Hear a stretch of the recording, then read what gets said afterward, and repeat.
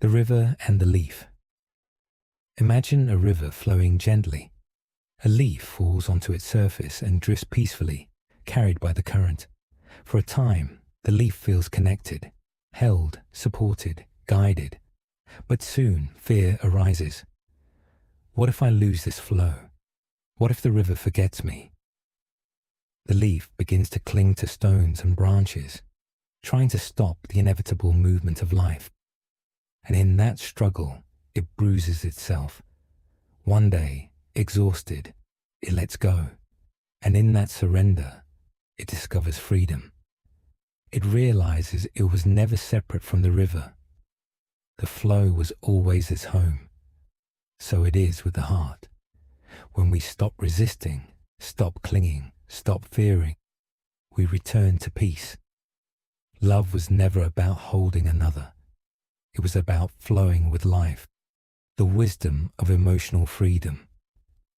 Detachment does not end relationships. It transforms them. It teaches us to care deeply while remaining peaceful, to love without owning, to stay without fear, to leave without resentment. People become teachers, not possessions. Pain becomes insight. Silence becomes prayer. Gratitude replaces obsession. Peace replaces anxiety. The lotus of detachment. The lotus grows in muddy water yet remains untouched.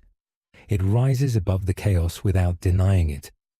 Detachment is the same. It does not reject emotion. It elevates it. Love that flows, not clings. Love that gives, not grasps. Love that liberates, not confines. When the mind rests in detachment, love no longer hurts. It heals. The art of letting go gracefully. Emotional detachment is not a destination. It is a practice, a continuous unfolding of awareness, to observe without owning, to accept impermanence, to return to the self, to practice compassion, to let silence heal. These are not steps away from love, but toward its highest form. The one who learns to love without attachment walks the earth lightly, untouched by rejection, unbroken by endings, undisturbed by change. To let go gracefully is not weakness. It is strength. It is clarity. It is awakening. Nothing is lost when the heart is awake, the stillness that remains. When the heart awakens, it begins to recognize a deeper truth, that beneath every attachment, every fear, every longing, there is a quiet place untouched by loss.